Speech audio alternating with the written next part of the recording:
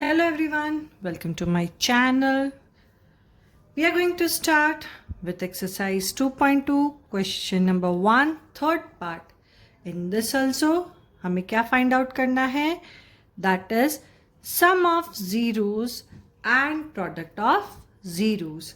Yes, term हमारे पास है that is 6x square minus 3 minus 7x. Yes, so सबसे पहले हम 7x को एज अ मिडल टर्म लेकर आएंगे, तभी हम इस इक्वेशन को सॉल्व फर्दर कर सकते हैं. So here we will take as that is 6x square minus 7x minus 3. Yes, अब मिडल टर्म स्प्लिटिंग करनी है. सो सबसे पहले अगर हम देखेंगे, सो 6 3 हमें मिलेगा दैट इज 18. सो 6 इंटू 3 18 है. तो हमें मिडल टर्म इस तरह से स्प्लिटिंग करनी है जहाँ पे हमें -7 मिले.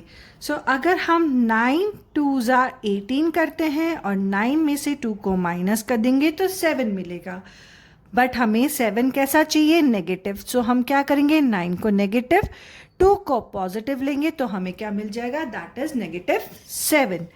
तो यहाँ पे हमने इसी वजह से 6x square minus 9x plus 2x minus 3 को लिया है. अब यहाँ पे आउट कॉमन निकालेंगे. सो 6 और 3 दोनों 3 की टेबल में आते हैं और x आउट कॉमन हो जाएगा. सो हमें यहाँ पे मिलेगा that is 3x, 3 2 6. So 6x, क्योंकि x स्क्वायर में से x आउट कॉमन हो गया, एक x हम लोग 2 के साथ लिखेंगे. देन 3 3 9, x हमने आउट कॉमन ले लिया तो अब सिर्फ 3 ही बचता है. 2x माइनस 3 में कोई भी चीज़ें आउट कॉमन नहीं निकल सकती, तो हम हमेशा क्या करते हैं? 1 लिखते हैं. सो यहाँ पे हम करेंगे +1, क्योंकि प्लस की साइन है इस वजह से. And then we will get here that is 2x minus 3.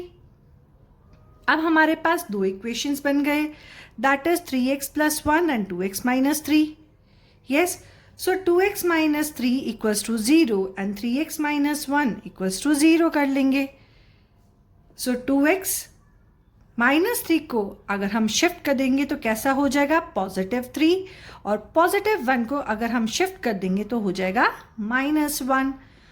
अब 0 के साथ कोई भी वैल्यूज अगर हम ऐड या सब्ट्रैक्ट करते तो नंबर इटसेल्फ होगा. So here we will get that is 0 + 3 is 3. 2 कैसा था? मल्टीप्लीकेशन में. तो जब हम उसको शिफ्ट करेंगे तो कैसे हो जाएगा? डिवीजन में. सो हमें x की वैल्यू आएगी 3/2.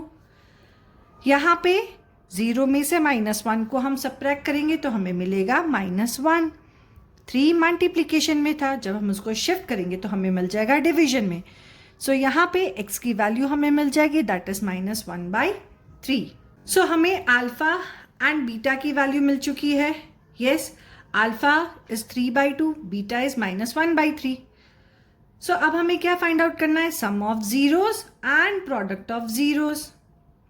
तो सम ऑफ जीरोस का फॉर्मूला है alpha plus beta is equal to -b/a and product of zeros की वैल्यू हो जाती है alpha into beta equals to c/a. Yes, so सबसे पहले हमारे पास a की वैल्यू क्या है? दैट इज हम यहां से लेंगे 6. b हमारा क्या है? -7x. सो b की वैल्यू कैसी हो जाएगी? -7. c कैसा है? कांस्टेंट टर्म हो जाएगा हमारा, दैट इज -3.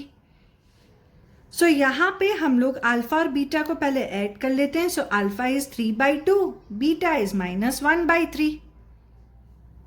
और यहाँ पे 7 -7 को हमें पुट कर देंगे. b की वैल्यू डिवाइडेड बाय a.